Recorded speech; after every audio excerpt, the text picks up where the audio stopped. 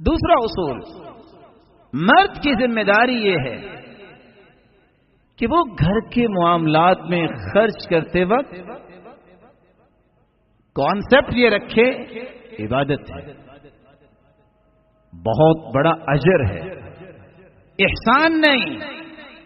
کیونکہ آپ نے جب نکاح کیا تو کہا تھا، ویسے تو آج کل مولانا صاحب کو لایا جاتا ہے کہ نکاح کے چند کلمے پڑھائے، ویسے نکاح تو یہی ہے کہ باپ کہہ دے کسی کو اوجبت علیک کہ میں اپنی بیٹی کی ذمہ داری آپ کے سر پہ رکھتا ہوں، وہ کہتے ہیں قبل تو میں نے قبول کیا اور نکاح ہو گیا. رسول اللہ صلی اللہ علیہ وسلم کی 2 حدیثیں اگر امت کو سمجھ آ جائیں، دعویٰ نہیں، 30% ڈائیورس کے کیسز ختم ہو جائیں. پہلی روایت، ما اطعمت زوجتك فهو لك صدقه وما اطعمت ولدك فهو لك صدقه وما اطعمت خادمك فهو لك صدقه وما اطعمت نفسك فهو لك صدقه.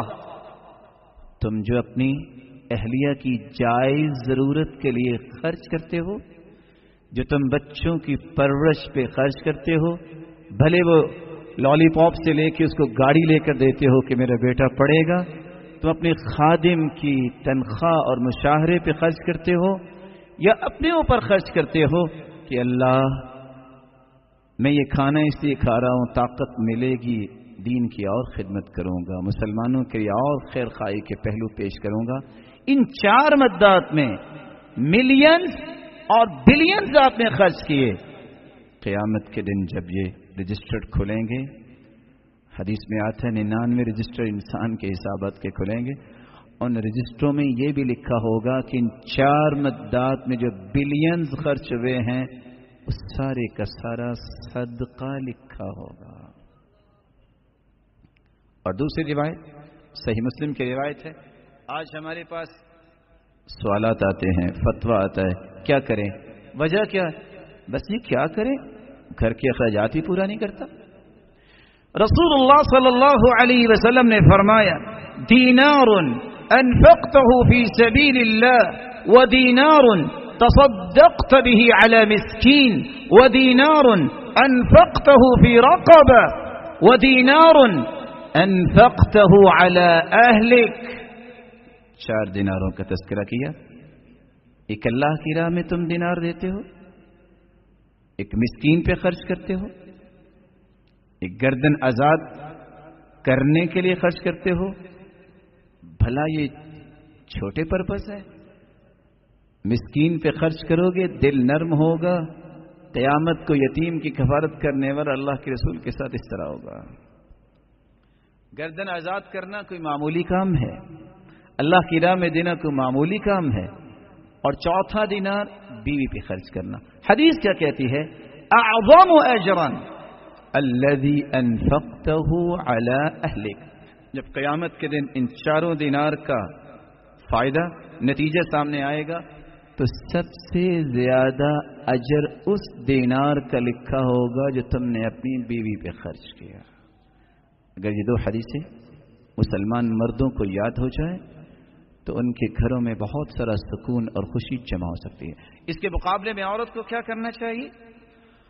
عورت کی ذمہ داری ہے کہ جب وہ اپنے معاملات کو عبادت سمجھ کے کر رہا ہے یہ اس کی خدمت میں کمی نہ کرے.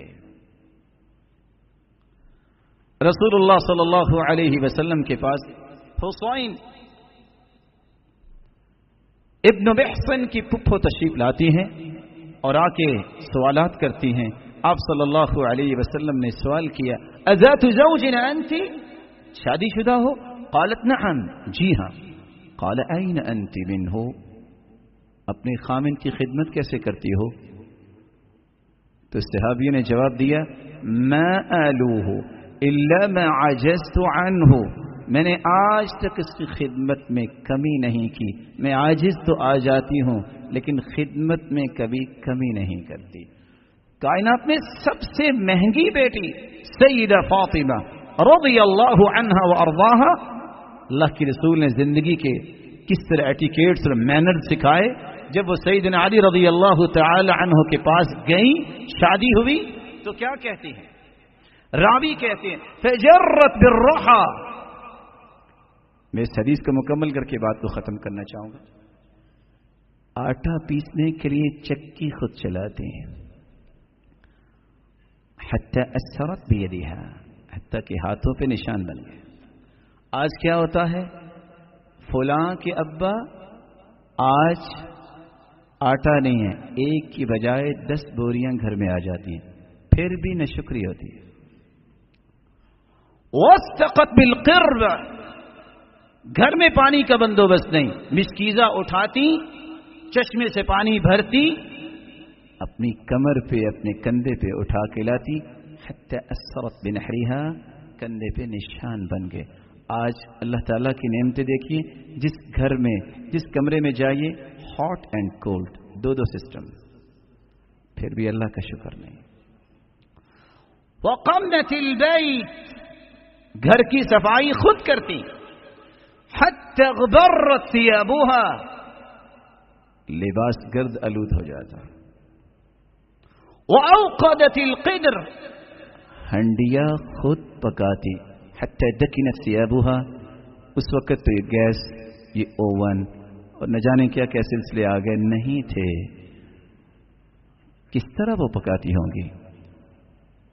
دھوئیں کی وجہ سے لباس متاثر ہو جاتا. زوجین نے مشورہ کیا کہ اللہ کے رسول صلی اللہ علیہ وسلم کے پاس غلام بھی آئے ہیں، لونڈیاں بھی آئی ہیں، چلو گزارش کرتے ہیں جہاں بقیہ مسلمانوں کو غلام اور لونڈی دی گئی ہے ہمیں بھی دے دے، ہمارے گھر کے بھی معاملات آسان ہو جائیں.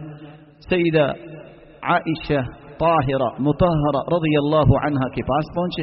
اللہ کے رسول صلی اللہ علیہ وسلم گھر میں نہیں تھے، قصہ بیان کیا، واپس آ گئے. جب اللہ کے رسول صلی اللہ علیہ وسلم تشریف لائے، فوراً اپنی بیٹی کے گھر آئے. غلام لے کے اور لونڈی لے کے نہیں آئے. کیا کہا؟ الا ادلکما علی خیر مما سألتما، بیٹا جو تم نے طلب کیا ہے میں اس سے اچھی بات نہ آپ کو بتا دوں؟ کہا کیوں نہیں؟ اذا اخذتما مضاجعكما فسبح 33 واحمد 33 وكبر 34 فذلكما خير لكما من خادم.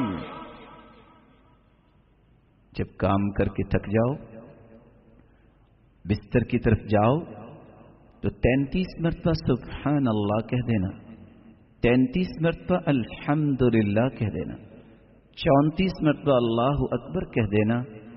خادم کام تو کر سکے گا لیکن تمہارے جسم میں تر و تازگی تو نہیں آئے گی. یہ تم پڑھ کے سو جاؤ گے، تھکاوٹ بھی دور ہو جائے گی اور جسم دوبارہ سے تر و تازہ بھی ہو جائیں گے.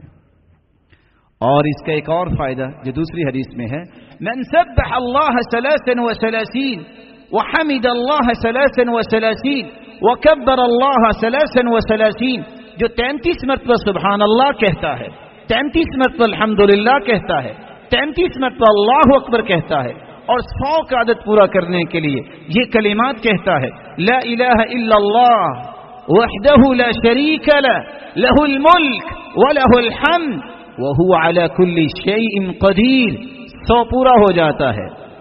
کفرت عنہ خطایاہ وان کانت مثل زبد البحر، سمندر کی جھاگ کے برابر بھی کسی کے گناہ ہوں تو اللہ رب العزت اس کے سارے گناہوں کو معاف کر دیتے ہیں.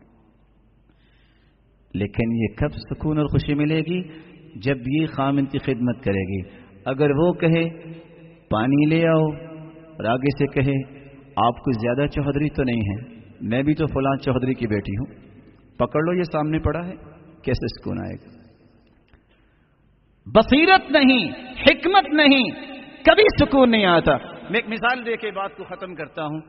ایک شخص نے کسی عالم سے یہ مسئلہ سنا، ادخال السرور فی قلب مسلم صدقہ، کسی مسلمان کے دل میں خوشی پیدا کرنا یہ بہت بڑا صدقہ ہے. اور اس نے یہ بھی حدیث سنی، تبسمک فی وجہ اخیک لک صدقہ، کسی مسلمان کو مسکرا کر ملنا یہ بھی بہت بڑا صدقہ ہے. اس لیے سلف دعا کیا کرتے تھے، اللہم اجعل بسمتی عادہ، اللہ مسکرانا میری عادت بنا دے، وہ حدیثی عبادہ میری گفتگو اتنی پولائٹ بنا دے میری ہر بات عبادت بن جائے، وہ حیاتی سعادہ زندگی کے یہ گنتی کے ایام اے اللہ سعادت کی زندگی دے دے، وہ موتی شہادہ اگر موت تو آنی ہی ہے لیکن میرے مالک مجھے شہادت کی موت دینا۔ خیر اس شخص کو اللہ تعالیٰ نے جب سننے کا موقع دیا اس نے کہا، حدیث میں آتا ہے وَابْدَأْ بِمَنْ تَعُولُ، جب کوئی چیز خرچ کرنے لگو تو سب سے پہلے گھر والوں پہ خرچ کرو۔ وَابْدَأْ بِمَنْ تَعُولُ، اس نے کہا میں سب سے پہلے تو پھر اپنی بیوی کو ہی خوش کرتا ہوں۔ اس نے اپنی بیوی کو لیا اور نکلا، اتفاق سے چاند کی دمک اور چمک بھی تھی، وہ صرف خوش کرنے کے لیے پوچھتا ہے أَرَأَيْتِ الْقَمَرَ، چاند دیکھ رہی ہو؟